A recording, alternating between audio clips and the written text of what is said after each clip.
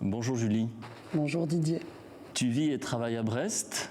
Tes champs de création sont la photographie, l'édition, les pratiques curatoriales et tu es cofondatrice et co-responsable du projet Zine of the Zone, une plateforme de fanzine auto-édité. Pourrais-tu nous parler des projets que tu développes? Quel genre de projet? Quels sont les sujets que tu affectionnes et avec quel regard?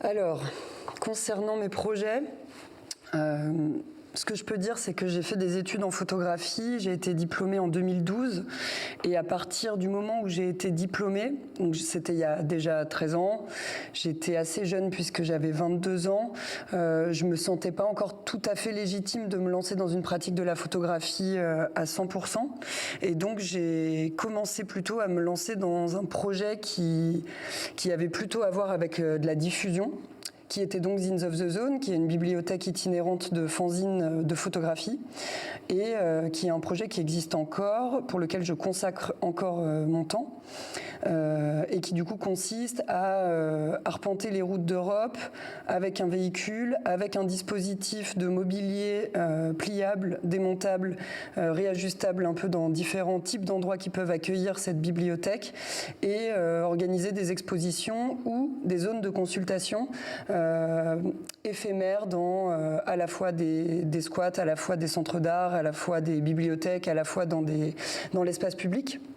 Donc j'ai commencé comme ça ma pratique.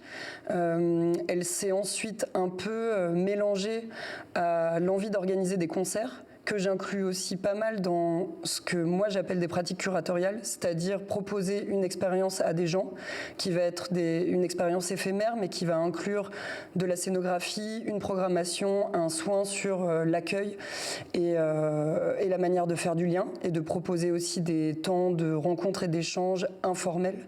Voilà, je dis ça parce que ça fait partie de l'éventail des pratiques que j'ai encore à cœur et que je mène aujourd'hui. À partir de 2013, j'ai commencé un travail de photographie documentaire qui s'appelle Mur de l'Atlantique, qui se penche sur à la fois les restes du mur de l'Atlantique, donc des bunkers qui constellent la côte en Bretagne, et le phénomène des free parties. Donc l'idée, c'était par la photographie, poser une question de l'ordre presque géographique ou en tout cas sociologique sur la figure du mur. Qu'est-ce que ça dessine comme espace de créer un mur de son? Qu'est-ce que ça dessine comme espace d'avoir ce patrimoine de guerre qu'on appelle mur de l'Atlantique qui jonche le littoral?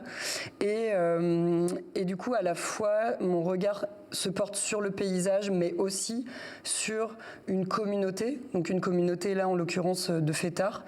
Et je pense que ce travail, qui est toujours plus ou moins en cours, en fait, est assez tentaculaire dans le sens où il est composé à la fois d'un corpus d'images, de créations sonores, de fanzines qui viennent compléter un peu mon propos, et en ce moment donc de ce chapitre de la bibliothèque sur lequel je reviendrai, mais qui est aussi une sorte de nouveau sous-chapitre de ce projet.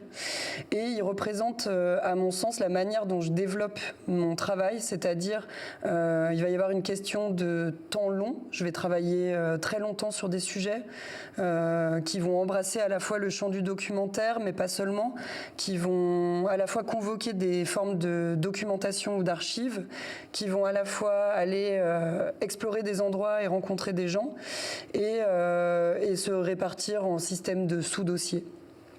Donc en gros, pour répondre plus largement à cette question, à l'heure actuelle, ma pratique, elle est assez hétéroclite. Je jongle entre différents projets de photodocumentaires.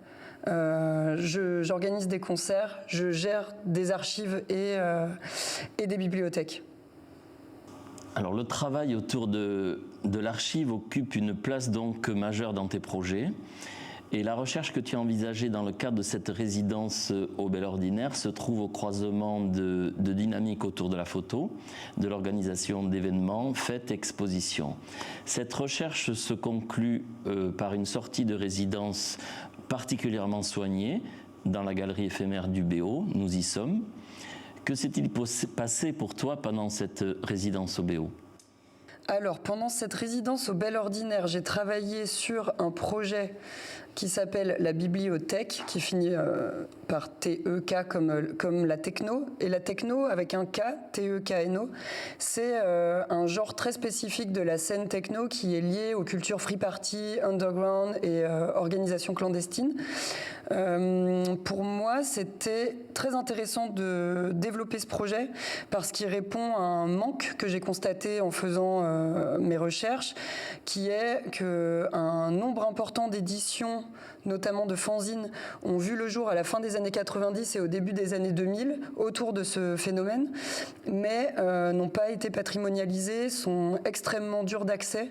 Et à l'inverse du punk, où on peut trouver encore pas mal de fanzines dans des fanzinothèques, à la fanzinothèque de Poitiers ou à Magma à Toulouse par exemple, qui est aussi un centre dédié à l'image imprimée autour des musiques. En fait, il y a un manque sur la scène techno, un manque de représentation, un manque d'inventaire. Et donc j'ai voulu remédier à ce manque en demandant à des amis et à des amis d'amis, à des gens qui sont impliqués dans des collectifs, des sound systems ou des labels qui auraient pu historiquement produire ou collecter ces éditions. Donc je les ai sollicités pour pouvoir accéder à ces ressources, les numériser, les indexer dans un outil d'archivage, les réimprimer sous forme de copies pirates pour pouvoir ensuite les remettre en circulation. Et donc du coup, j'ai passé 2 premières semaines au Bel Ordinaire à faire un travail de numérisation et d'inventaire. Ensuite, j'ai passé 1 semaine à faire un travail d'intégration web pour que cet outil d'inventaire sur lequel j'ai travaillé, et d'ailleurs que je vais tout de suite faire apparaître ici, voilà, bon, j'ai travaillé sur cet outil d'inventaire que vous pouvez voir. Qui donne du coup une catégorisation à la fois avec ce champ de référence et à la fois avec un système de mots-clés que du coup ensuite j'ai intégré dans une version web qu'on peut trouver ici.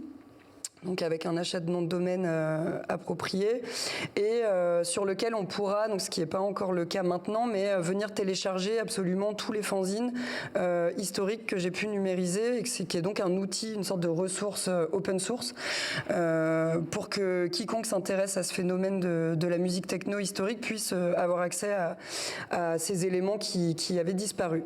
Donc ça, c'est les 3 premières semaines de ma résidence. Ensuite, j'ai travaillé sur la mise en scénographie de cette bibliothèque, à savoir que ces objets sont imprimés et du coup il est intéressant pour moi d'imaginer une construction et des modules pour pouvoir les accueillir. Donc ça, c'est le dispositif qui est juste à ma gauche et qui est donc visible dans la galerie éphémère, qui sont des espèces de portants sur lesquels viennent les fanzines et qui sont des portants démontables, donc faciles aussi pour la circulation en camion, etc.